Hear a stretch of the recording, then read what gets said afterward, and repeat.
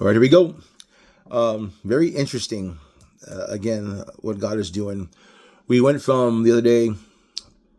Good morning, brothers and sisters. Sorry, there's a lot going on again. But we went from Proverbs 31 woman, the virtuous wife, the virtuous mother. Then we went to the harlot, the venomous woman. Then we went to yesterday, the wicked man, the villain. And then for some reason, Solomon is back on the harlot in chapter 7. And I'm going to give you a summary, chapter recap, because it's just amazing what Solomon says. Solomon's saying here in the beginning, he says, he tells his son, my son, verses 1 through 4, keep my words, keep my words. Treasure my commands within you. Keep my commands and live. Keep my commands and live. And my law as the apple of your eye. Make it your number one thing out of everything, and just treasure it. Bind them on your fingers. Write them on the tablet of your heart. Here we go with the heart. The heart of every issue is the issue of the heart. Out of the mouth speaks the heart. All right, so here we go. Say to wisdom, you are my sister. And call understanding your nearest kin. Very important that you understand that these words coming out of Solomon are wise words, and they are to protect men from who? The seductress, the harlot, the wayward woman. Especially men in leadership. And, a pastor once says, Christianity is sexy. When a man is walking in the ways of God and above reproach, women are attracted, intrigued, and they start to gravitate towards him. And same thing when a woman is walking on fire for the Lord, men are very intrigued that there's a wise woman sold out for Jesus. You know what I mean? And you got to protect yourself from these things like that. You got to guard your heart. Be spirit-filled, stay in the spirit, and allow God to move in and through your life. So he says here, as he goes, say to wisdom, you're my sister, and call understanding your nearest to kin. Keep that stuff close to you. So now Solomon gives a story. He's like, hey, as I was sitting up in my castle, looking through my lattice, I noticed down there up in the city, there's one girl. She's looking out, trying to find some idiot, some fool, some young guy, some young buck, young, dumb, and full of juice. You know what I'm saying? And as she's lurking out there, Solomon's watching this girl running around all dressed like a harlot, just thinking, showing her, her whatnot, and, none guys hanging out, and, thinking her hooters all over, and hooters and fanooter everywhere.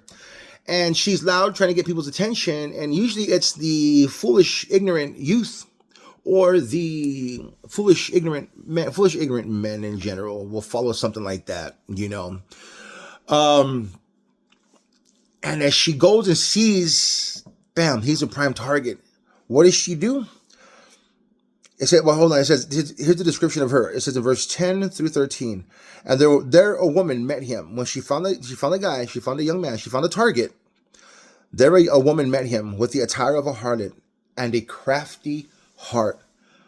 Ooh, looked like a harlot, and her heart was crafty. Not arts and crafts. You know what I'm saying? Crafty, shady. She was loud and rebellious. Her feet would not stay at home. She had to be in the streets. At times she was outside, at times in the open square, lurking at every corner. Dressed like a harlot, a crafty heart, could not sit still. The ADD kicked in, and she wanted a man to fill her gap, to fill her need, her desire, her lusts. Oh, that's why I'm not a pastor, eh? You know what I'm saying? That'll get me fired in the Midwest. You fired pastors. Don't know what's wrong with you people. Anyway, and it says, when she saw him, she caught him and kissed him. She grabbed him. She touched him. She laid a hold of him and kissed him. Something about the power of touch. If you notice, God created humans with senses. Something about touching someone. If you notice someone says, I'll pray for you, and they stay at distance, the prayer is good. But you feel something missing, as opposed to when someone says, hey, bro, or hey, sister, let me pray for you, and they put hands on you. Paul talks about to lay hands on one another, not like throw hands for them and knock you out. Lay hands, touch one another, put your hand on theirs. Create this bond of unity, togetherness, oneness in the spirit, and pray. Something about touch. We have senses, even our feet. Look at animals. You got horses and cattle, goats. They have hooves. It's all calcium. They don't got sensitive feet as opposed to the mammals that have sensitive touch. You can see the difference. So anyway, something about touch. She got him and she kissed him. She touched lip to lip. She got him now. And then she says, her speech, once she laid hands and touched him, kissed him, she got his attention. Now he's like, whoa. She's all hanging out. She's like, and she's like, hey, she goes, check this out. She goes, I already paid all my vows to the temple. She goes, and my room is pimped out. She goes, I got my nice blankets. I got sexy perfumes. I smell good. You look good. Together, we be good. You know what I'm saying? She goes, even my husband's going to be gone for a while. He's on a business trip. Why don't you go with me and we can get our fill all night and nobody's going to catch us or bust us, She said that from verse 14 to 20. Now, 21 to 23 says this, with her enticing speech, with her words from her crafty heart, she caused him to yield. He pumped the brakes. He stole his roll. He forgot where he was going. Now he's going with her. With her flattering lips, she seduced him. And what happens? Immediately, he went after her.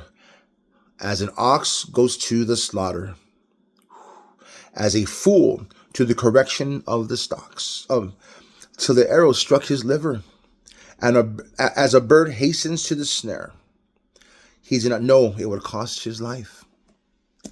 STDs. And STD does not mean save the date. All right? Don't save the date, fool.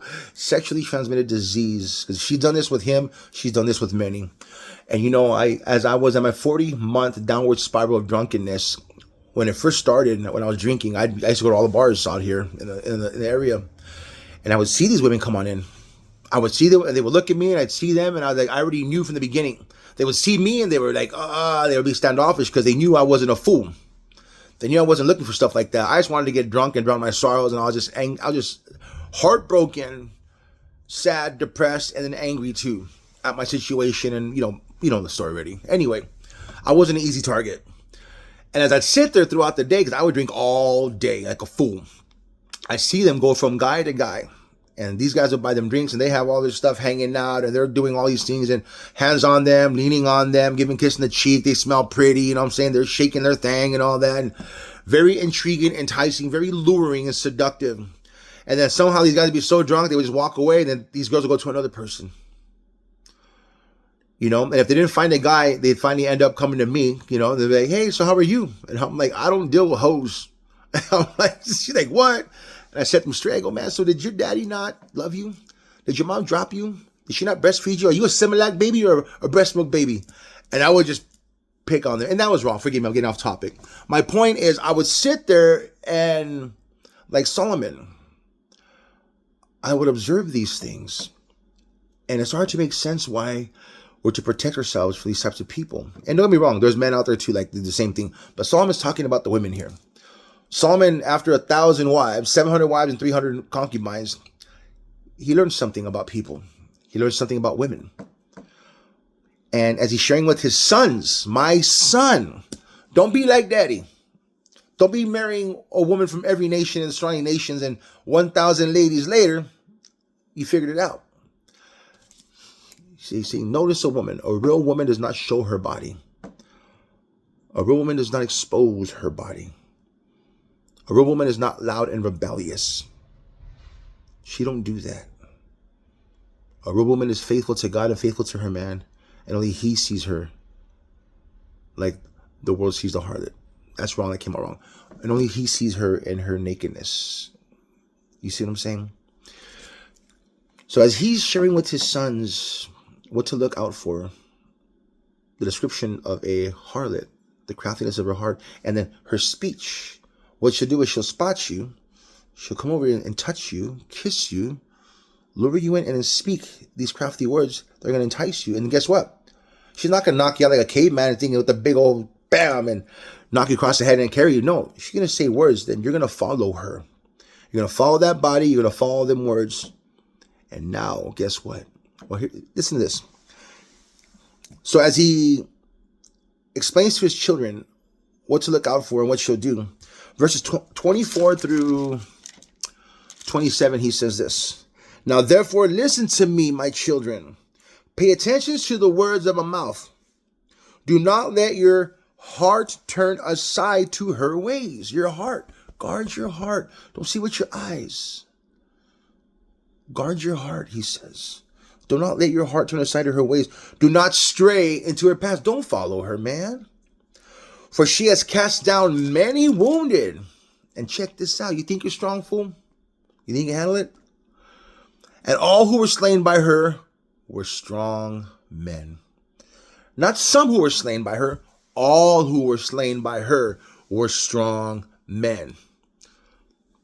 Her house is the way to hell, descending to the chambers of death. And I guess this morning, the Lord is just sharing with me. I'm trying to see the Lord move. And as I talk to, how can I share this?